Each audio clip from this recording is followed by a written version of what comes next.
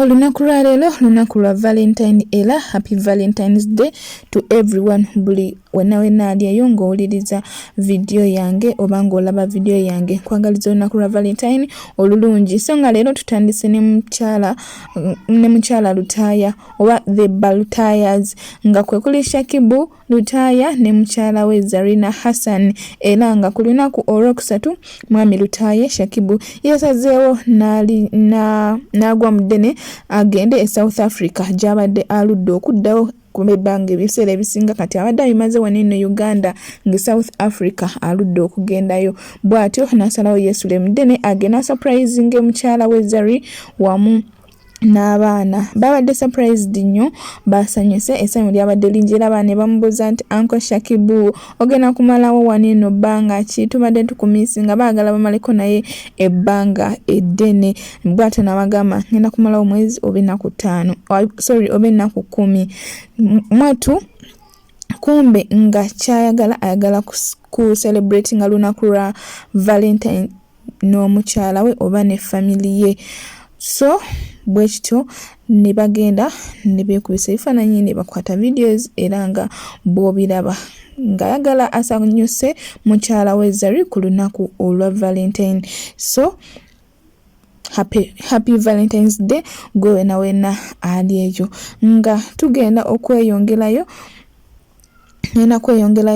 mbalage abantu abagenze ba celebratinga oba engeri abantu gye ba celebratinzemu olunaku lwa Valentine olunaku lwa baagalana ng'ennaku z'omwezi 14 buli mwezi gwa 2 buli mwaka abantu ba celebratinga olunaku olwaleero lubeera lunaku lwa baagalana kweraga mukwano kuzza mukwano mujja na kwewa surprises ezinjawulo n'ebirala ebisingawo nga bw'omanyi. So leero tuzzeeko kapere ne mukyala we Mama Trump naye yamusurprisinze n'amuwa ekimuli amuwadde bupeeka amuwadde bukis amwongedde omukwano banange njogere ki ndeke ki n'ekirala teweerabira okuyisawo baka bonna wandyagadde okuyisawo mu comment section okyali ku Ochana Media. Subscribe for more updates, like, share and comment weerabira okunyinga notification bell obenga notified lwentekawo video empya ngenda kubeera nga nkutuusaako updates zonna ezinjawulo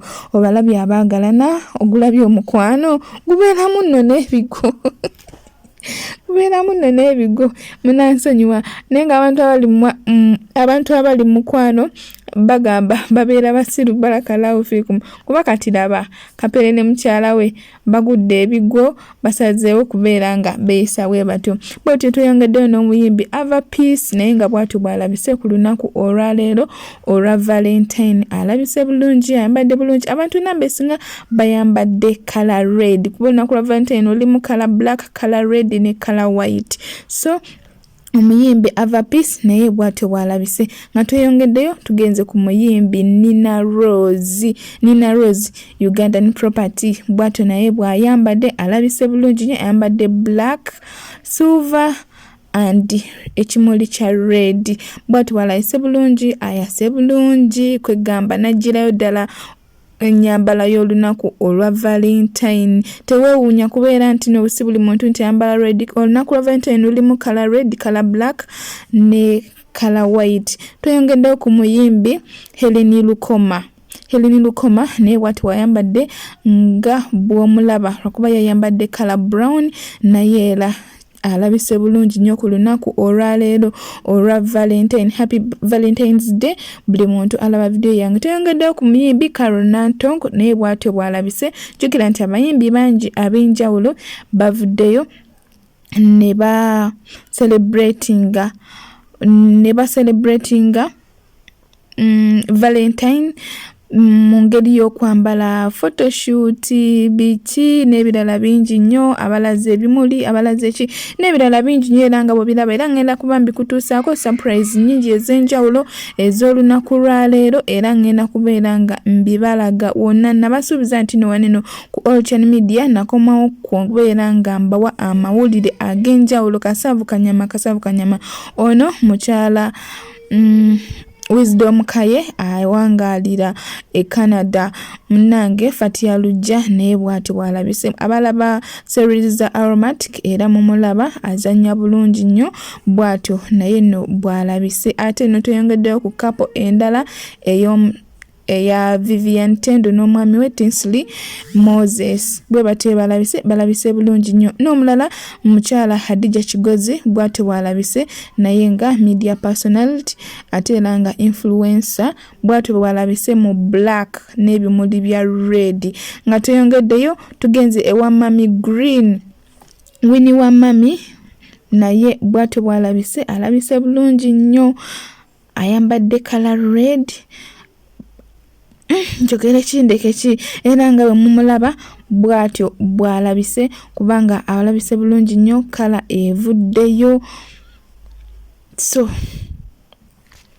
byebyo katuyongera ate ku muyimbi omulala addako oba ku engeri tukyeyongeraho n'engeri abantu gye baselebratinzeemu n'engeri abantu gye baselebratinzeemu Valentine era nga ne Mama Jona n'omwami we Slim Daddy nawe batye balabise era nga agamba nti eno ye 6th Valentine nga ba celebratinga ya mukaaga okuva lwe basisinkana era nga agamba nti besunze okubeera nga bazaala abaana babwe abalongo kuba omulaba ali lubuto era nga n'ekirala agamba yeebaza nnyo Slim Daddy okumwagala ennyo mu mbeera gy'alimu wonna okubeerawo era nga ali ready okubeera nga ate akyatambula naye ebbanga lyonna nyongera okubajjukiza nti happy Valentine's Day mwena abalaba video yange nyongera obbakubiriza nti temuskipinga bulango ya ate nyongera okubajjukiza nti bambi nsaba mujje mumpagire jena airport pickup tukola airport pickup services zaffe nnungi tukola surprise ne delivery emiwendo gyaffe giri wansi ddala tuyongedde ku surprise eyaguddewo olunaku olwa Valentine eya Mama Fiina bane bamwadde Money Tower nga mpanvu ekomeri eriko 5,500 na 2 gyokka sente zibadde mpitirivu nnyo tosobola na kuzibala nze nkimanyi ne bwogezaako okupozinga noga nti kambaleka mukamu tosobola kuzibala kuba sente mpitirivu nnyo ate ng'olunaku olwero Mama Fiina ajjeeyo omwami we mu gallery n'amulagira bulijjo abantu beebuuza nti Mama Fiina datinga musajja ki Mama Fiina datinga musajja ki bannange yoyo omwami Mama Fiina wa datinga bannange ali mu love empitirivu nga bw'okiwulira kansooke nkuleke ate obeere nga weewulirirako ku bye boogera naye kati mwena mulyawo kati nze kundowoleza nakikoledde ebbanga ki nange munzigyeko interview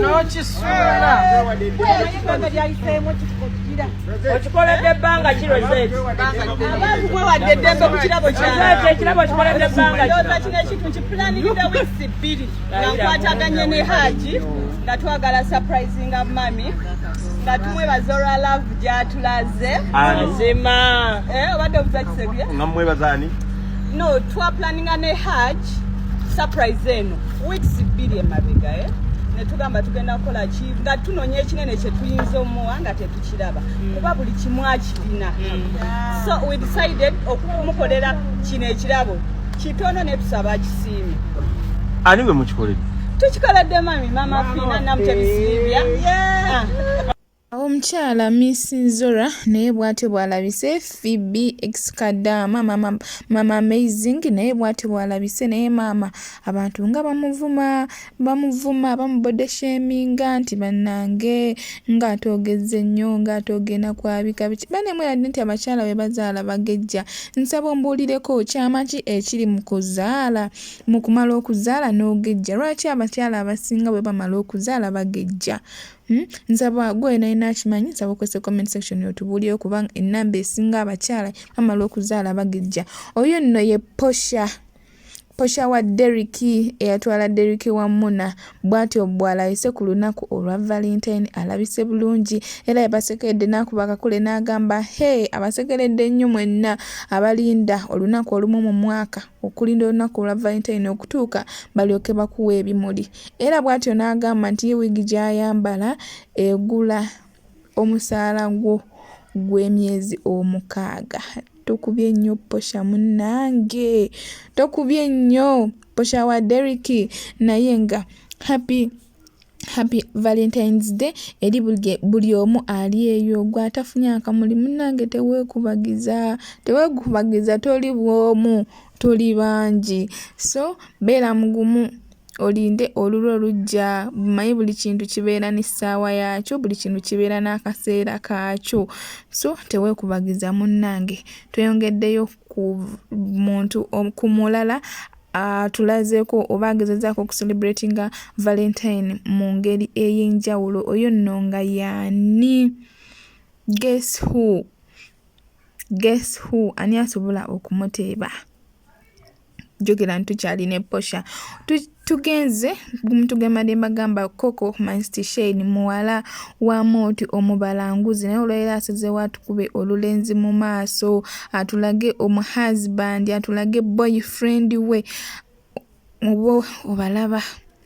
Oba obiraba yavuddeyo n'agamba nti sikikiriza nti yenze, naye nga yeye Coco Masti Shane muwala wa Moti omubalanguzi. Bannanga ali mukwano okufa obufi, obufaananyi obw'enjawulo, obuvidiyo obw'enjawulo. Banaye yalabise bulungi, kalabise bulungi kannyabo, nga buli kagoye kayambala kamutuulako butuuzi. Laba obwala, buli kagoye kayambala, make-up yekka ng'ali on point, nga kannyabo katambula bulungi, keemoola bulungi, kwegamba nagezaako okubeera ng'ate ajjayo olunaku lwa Valentine kye lutegeeza kubeera romantic, kubeera ng'otunula mukwano mwereere. Era nyongera okubajjukiza nti happy Valentine's Day gwe weena aliyo. Munaye nga tofunye kamuli, munaye nga tolina muntu n'omu akwishingiddeko Valentine. Nze wendi waneeno okubeera nga nkujjukiza ndi wamu naawe, era guma togwamu maanyi togwamu ssuubi, you never know.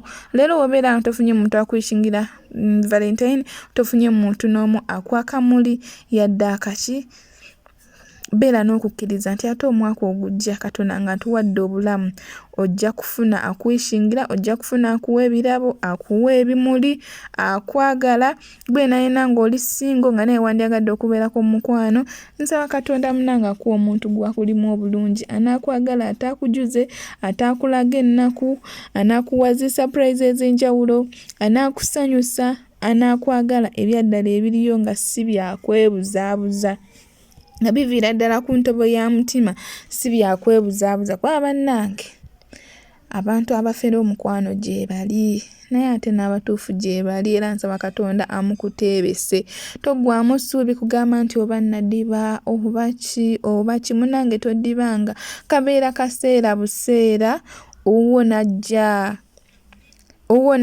era bw'ajja ogamba ekyamazima ebbanga lye nalinda it was worth, kyali kituufu nninde, n'olaba nga ajjidde mu kaseera akatuufu ke yali alina okujjiramu. So nyongera okubeera nga mbagumya nti nze ndi wamu nammwe, temuggwamu maanyi, temuggwamu ssuubi, beera mugumiikiriza nga bw'osaba Katonda ate akuleetera omuntu oyo gw'oyayaana oba ow'ebirooto oba gw'oyayaana okusisinkanako olunaku olumu. Mubeere mwenna, mweyagale mwenna, muzaale n'abaana, mufune ku memories ez'enjawulo, akulage ku mukwano ogw'enjawulo gwe bazzenga balaga abantu abalala. Tweyongeddeyo ne Kathy, tuli ne Kathy akuba makeup, ono makeup artist, naye bw'ati alabise bulungi nnyo bambi. Ate n'omulala Riley n'omwami we, era nga Riley omu ku bantu abasinga okuba makeup wano e Uganda, y'omu ayewangulira zi awards, y'omu ku akola baserebu ab'enjawulo wano e Uganda, era nga yasinga okwetika makeup industry waneeno e Uganda, ng'ali n'omwami we balaga omuhabbat ku lunaku olwa Valentine. Ate waneeno tulina omukyala Shekinat n'omwami we Bravo, nabo bwe batyo basazeewo okucelebratinga olunaku olwa Valentine, era nga abo be banfanfe ba Ashakama. Naye nga nyongero bajjukiza nti happiest happiest Valentine eri gwe wenna ali eyo bambi nga tofunya kweshingira birthday. Nze wendi okubeera naawe, wendi okubeera nti nno nkugumya, toggwamu maanyi, toggwamu ssuubi. Kuba n'abantu bolaba bali mu laavu nabo babeerako singo ne balinda akaseera kaabwe ne katuuka, Katonda n'abasinkanya abantu abatuufu oba abantu ababawa essanyu essaawa ya kakati. Naye nga tolina kuggwamu ssuubi munnange. Olunaku olujja omwami owajja oba omukyala owajja omwagalwawo owuwo ajja. Ate nno n'ekirala buli omu alinze bulindaala okulaba Mami Blue, Zaira Baby ne Henry bagenda kolawo ki ku Valentine eno, bagenda kucelebratinga batya Valentine eno. Oyo nno ye mukyala Tom D Agatha Katrina naye bwati bw'alaze ku lunaku lwa Valentine. Ate nno tekikomyawo, Tom D agenze n'amugonnomolako surprise n'akaaba tears of joy. Bannange baana mmwe laavu enyuma era maasawo ngenda kubeera nga mbibalaga nenga Agatha kavuddeyo bulungi, kalabise bulungi. Sokolabe surprise masavu, surprise bulabe. Yabadde takisuubira ng'ali awo atudde. Laba emisinde bambi kanyabo nga tekakisuubira nadduka. Kugamba yaddeso surprised bambi. Musanyufu nnyo, abantu bangi bamwogeredde ku social media nti Agatha weesiba ku ttoomo ne red flags nga nnyingi. Kyogamba gwe toziraba, musajja akulaga nti takwagala, musajja akulaga nti takuliiko, we yamuleetedde ebimuli amusurprise nze bambi. Kanyabo ne kakaaba. Ayagala omwami we. Manye eri abantu abamu nga bagamba nti omusajja ebiseera ebisinga oyina kubeerawo oba n'omuzimba oba n'okola ebimusanyusa, laavu emala n'ekula. So ne Agatha bw'atyo wabadde agezaako okulaba nti abeerawo mu buli ngeri. Era munnange bamusurprise nze ku lunaku leero lwa Valentine. Naye abantu bamwogerera nnyo ku social media. Mbwa omusajja omwesibako, omusajja mwesonyiwa, omusajja takwagala, omusajja omweripyeko, oli super gulu, biki n'ebirala bingi nnyo ebizze nga byogerwa. Oyo nno ye Spice Diana naye bw'atyo bw'alabise ku lunaku olwaleero olwa Valentine. Kanyabo kalabise bulungi, kayambadde kala red nga bw'okalaba, kalabise bulungi, yenna ayase anyumye, laba essanyu. Nyongera okubajjukiza nti weerabirako sa comment section okuyisawo kyonna kyonna kyewandyagadde okuyisawo oba commentinga, naye mbasaba tembeera nnyo negative. Oyo Ariana Sebunya era nga ennaku zino bamuyita White Family. White Family nga yava mu Blue Family, yava mu Green Family. Azintegeeza Green Family ye ya Winnie Wamami, Blue Family ye ya Zaira Baby. Yavaayo kati naye yasalawo yeetongola afune akole fan base eyiye era yeeyita White Family. naye bw'atyo bw'alabise ku lunaku olwaleero olwa Valentine awo ng'akyali mu photoshoot. Bamufotola bwe bamukwata ebifaananyi, bwe bamukwata video. So byonna kikulu kubeera kwetegekera lunaku olwa Valentine. Bw'atyo bwe yalabise, bw'atyo bwe yavuddeyo ng'ali so beautiful, alabise bulungi, anyumye, ali so smart. Njogere ki ndeke ki nenga bonna abantu aba celebrating oba abavuddeyo ne outfit ezenjawulo, zi photoshoots ezenjawulo ku lunaku olwaleero Valentine, bonna balayise bulungi, bonna banyumye, bonna bali smart. Teeka comment mu comment section otubuulire ku bonna b'olabye okuva video gye yatandikidde, ani akusingiddemu okunyuma, ani akusingiddemu okulabika obulungi. Kubanze bonna nze ndaba banyumye, bonna nze n'abali smart, bonna bye bayambadde biri on point, bonna bali classy. Njogere ki ndeke ki, zena bonna nga balabise bulungi. So naye tekiwomera amatama abiri naawe osobola okubeera ng'ogamba nti nze bonna abalabiseeko ne bendeeta bonna benaakalabako gundi ne gundi yasinze okunyuma. Eno kapo ya Debbie Swift ne Mama Peshe nga Saddam nabo bwe batebalayise ku lunaku olwaleero olwa Valentine. Bambi banyumye, laba kano ka baby ka Mama Peshe ka Debbie bwe katebwe kanyumye, bwe katebwe kalabise. Olwo nno nga bakyali mu zi photoshoot beetegekera olunaku olw'abaagalana. Olunaku olw'abaagalana, olunaku olw'omukwano. Jjukira nti luno olunaku lucelebratingibwa mu nsi yonna worldwide, si mu Uganda wokka wokka. Kiri worldwide, abantu balukuza nnyo, balusoosowaza nnyo okubeera nti balaga abaagalwa baabwe omukwano, babawa ebirabo okwawukanako ku nnaku endala ezo kalenda oba eza bulijjo. Balusoosowaza nnyo okubeera nti lwawukanako ku nnaku endala. Buli omu n'afiringa loved. Buli omu waali n'awulira ng'ayagalwa, n'awulira nga ali mu mukwano okusinga ku nnaku endala. Oba okiwulira. Naye nga nyongera obajjukiza temwerabira kozesa Jana Airport Pickup tuzuula n'omwagalwa gwe yenna ali eyo. Kati abaana bangi lero mutegedde nti nno ddala kituufu ndi mulaavu, bulijjo gwe ndimu naye mufere, oba bulijjo siri mulaavu, oba bulijjo bankiitingako. Mbagamba mujje tuzuula abaagalwa mmwe temwagala. Mujje tuzuula abaagalwa mmwe otegeere omuntu gw'oli naye ddala kituufu akwagala oba nedda.